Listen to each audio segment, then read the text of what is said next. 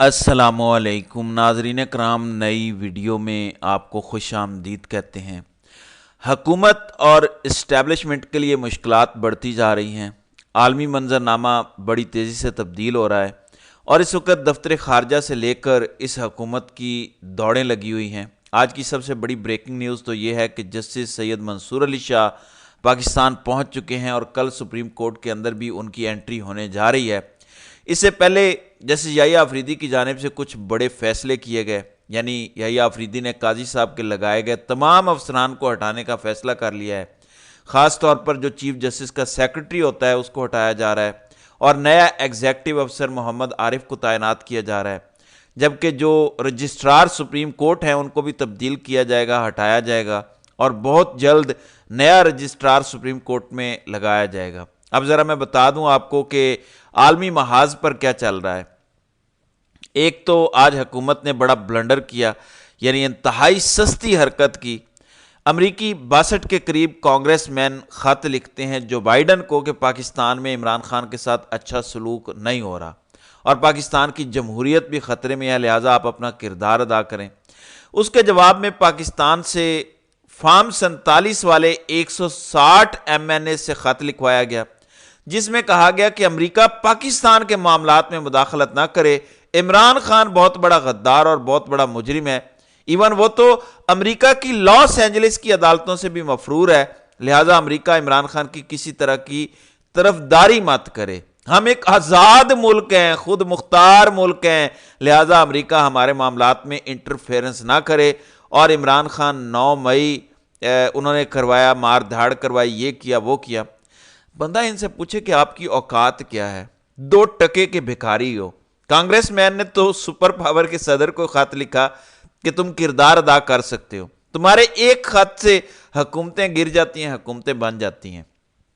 شہباز شریف جو خود فارم 47 کی پیداوار ہے، اور آج شہباز شریف کے ساتھ ہوا کیا ہے وہ بھی 2 خبریں میں آپ کے سامنے رکھتا ہوں۔ یعنی یہ اپنے آپ کو ننگا کر رہے ہیں، یعنی انہوں نے ایک خط لکھا اور یہاں فارم 47 کے جعلی حکمران بوٹ پالشیوں نے کمپنی کی ماں پر 160 لوگوں نے خط لکھ دیا اپنے ہی وزیر اعظم کو، جس میں بتایا کہ امریکہ یہ کر رہا ہے۔ پھر جو چینی سفیر ہیں جن کا کل انتہائی سینسٹیو بیان سامنے آیا کہ سی پیگ آگے نہیں بڑھ رہا، اگر چینی انجینئرز کو سیکیورٹی نہیں ملنی تو پھر کام خراب ہوگا، پھر یہ معاملہ آگے خراب ہو جائے گا اور یہ معاملہ آگے نہیں بڑھ سکتا۔ اس پر دفتر خارجہ کا رد عمل آیا اور کہا گیا کہ چینی سفیر کا بیان پاک چین سفارتی روایات کی عکاسی نہیں کرتا۔ چینی سفیر کا بیان حیران کن ہے۔ شہباز شریف نے SCO کے موقع پر چینی وزیر اعظم کو سیکیورٹی سے متعلق یقین دہانی کروائی، یعنی چین گڑبڑ کر رہا ہے، چین اس حکومت سے خوش نہیں ہے اور یہ جو سیکیورٹی والے معاملات ہیں اس پر سیٹسفائیڈ نہیں ہے۔ پھر ایک اور خبر سن لیں، پاکستانی حکومت کے لیے اس خبر کے بعد ڈوب مرنے کا مقام ہے۔ جرمن سفیر نے پاکستانی آرمی چیف کو خط لکھا ہے اور کہا ہے کہ جرمن کے لوگوں کی پاکستان میں انویسٹمنٹ ہے، IPP جو آپ کے بجلی بنانے والے منصوبے ہیں، لہٰذا جن 5 سے 6 منصوبوں کا ایگریمنٹ ختم کیا گیا ان میں سے ایک جرمنی کی انویسٹمنٹ ہے، ایک منصوبے کے اندر ایک 450 میگا واٹ کا پروجیکٹ ہے، یہ ایسے ہی ختم کیا گیا، ہمیں اس پر اعتراض ہے، شکایت ہے۔ یعنی جرمن سفیر ڈائریکٹ آرمی چیف کو خط لکھ رہا ہے۔ یہ اب ایسا ہوتا نہیں ہے، یعنی وزارت توانائی کدھر گئی، وزارت پانی و بجلی کدھر گئی، آپ کی وزارت خارجہ کدھر گئی؟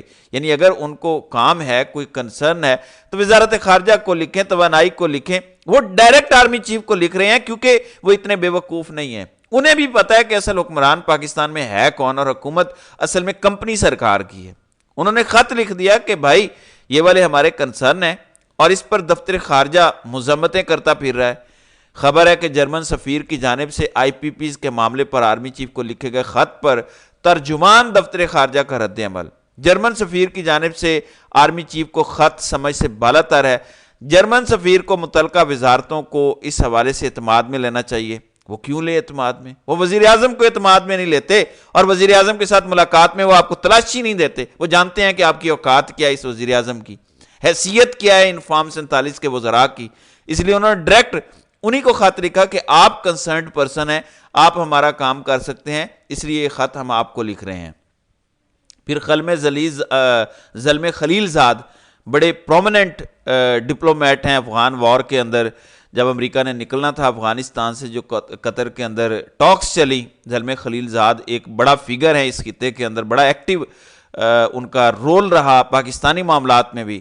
تو انہوں نے ایک ٹویٹ کیا، اور یہ بڑا منع خیز ٹویٹ ہے. اردو زبان میں آپ کو بتا دیتا ہوں. 3 چیزیں ہیں. ایک تو انہوں نے کہا کہ فوری طور پر، فوراً سے بھی پہلے خان کو رہا کرو، فوراً رہا کرو. اور وہ کہتے ہیں کہ یہ مفاہمت کے لیے ضروری ہے، یہ مفاہمت کے لیے ضروری پہلا قدم ہے جو کہ ملک کے استحکام کے لیے بہت ضروری ہے. لاکھوں پاکستانی تسلیم کرتے ہیں کہ وہ جھوٹے الزامات کے تحت جیل میں ہیں. اس حقیقت سے میں بھی واقف ہوں، یعنی پاکستانی بھی یہ سمجھتے ہیں کہ عمران خان جھوٹے مقدمات میں جیل میں ہے. پھر مجھے بھی ذاتی طور پر پتہ ہے کہ جعلی مقدمات میں عمران خان کو پھنسایا گیا ہے. پھر وہ کہتے ہیں کہ آپ کو فائدہ کیا ہوگا، اس اقدام سے استحکام آئے گا اور پاکستان کی معیشت کو تقویت ملے گی. اس وقت غیر ملکی اور پاکستانی دونوں ہی سرمایہ کاری کرنے سے گریزاں ہیں. اس سے پاکستان کے امریکہ کے ساتھ تعلقات میں مدد ملے گی. اب یہ لائن سنیے گا، سب سے بڑا اہم جملہ سنیے گا. خاص طور پر اگر اس کے دوست، خاص طور پر اگر عمران خان کے دوست ڈونلڈ ٹرمپ اگلے ہفتے ہونے والے انتخابات جیت جاتے ہیں تو پھر آپ کیا کریں گے؟ لہٰذا آپ کے تعلقات خراب ہو جائیں گے. اگر آپ چاہتے ہیں کہ آپ کے ملک میں معیشت بھی آئے، آپ کے ملک میں استحکام بھی ہو اور امریکہ کے ساتھ تعلقات بھی ٹھیک ہوں، تو پھر عمران خان کو فوراً رہا کریں، اس سے پہلے کہ اگلے ہفتے ٹرمپ جیت کر آئیں. پھر سجاد برقی، یہ پی ڈی آئی کو ہیڈ کرتے ہیں امریکہ میں، ان کی ملاقات لارا ٹرمپ کے ساتھ ہوئی ہے. لارا ٹرمپ جو ڈونلڈ ٹرمپ کی بیٹی ہیں، انہوں نے بتایا کہ پاکستان کے اندر کیا ہو رہا ہے، اور انہوں نے وعدہ کیا کہ اگر ان کے والد ڈونلڈ ٹرمپ جیت گئے تو پھر عمران خان کی رہائی اور پاکستان میں جو رجیم چینج آپریشن ہوا ہے وہ سب کچھ ریورس ہو جائے گا. اس لیے اب یہ سب کی دوڑیں لگی ہوئی ہیں کہ پاکستان میں کیا ہو رہا ہے. پھر عمران خان کی بہنوں کا اس حوالے سے بڑا زبردست رد عمل آیا ہے. آج علیمہ خان سے سوال کیا گیا کہ کہا جا رہا ہے ڈونلڈ ٹرمپ آئے گا تو عمران خان رہا ہو جائے گا، تو کیا پاکستان کالونی ہے؟ کیا ہم کوئی غلام ہیں؟ پاکستان امریکہ کی کالونی ہے؟ تو انہوں نے کہا کہ یہ تو وہی بات ہے جو پہلے ہم بات کرتے ہیں کہ امریکہ کی انٹرفیرنس ہے، تو وہ تو امریکہ کی انٹرفیرنس ہوگی اگر ایسا ہوتا ہے. ہم تو اس کے خلاف ہیں کہ چاہے وہ ہمارے خلاف ہو چاہے کسی کے بھی خلاف ہو. لہٰذا پہلے ہی عمران خان کو میرٹ پر رہا کرنا چاہیے، کسی کے خط یا کسی کی کال یا کسی کی دھمکی کی وجہ سے نہیں کرنا چاہیے. تو یہ بین الاقوامی طور پر پاکستان کے لیے زمین گرم ہو چکی ہے اور ہمارے پلے اب کچھ رہ نہیں گیا. پھر آج خطاب کیا گیا ایک اجتماع سے علی امین گنڈا پور کی جانب سے. انہوں نے کہا کہ انقلاب لائے بغیر مسائل حل نہیں ہو سکتے. اب ہم جب نکلیں گے تو گھروں میں بتا کر نکلیں گے کہ اگر ہم واپس نہ لوٹے تو ہمارے جنازے پڑھ لینا. لہٰذا ہم اب سر پر کفن باندھ کر نکلیں گے. اور اس کے ساتھ ہی انہوں نے آج ایک بڑا فیصلہ کیا کہ انہوں نے کے پی کے میں طلباء یونین کو بحال کیا ہے.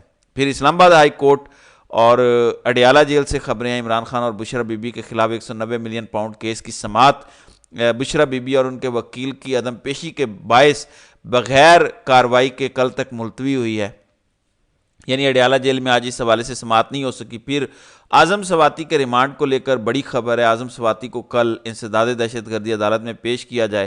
انسداد دہشت گردی عدالت اعظم سواتی کو تمام مقدمات میں جوڈیشل ریمانڈ پر بھیجے، یہ اسلام آباد ہائی کورٹ کی جانب سے کہا گیا ہے.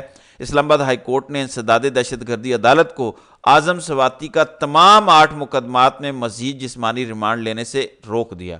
یعنی ان کے جو پہلے ریمانڈ دیے جا رہے تھے، عدالتی وقت گزرنے کے باوجود دیے جا رہے تھے ابو الحسنات ذوالقرنین کی جانب سے، تو آج پابندی لگائی گئی ہے کہ خبردار ایسا نہ کرنا.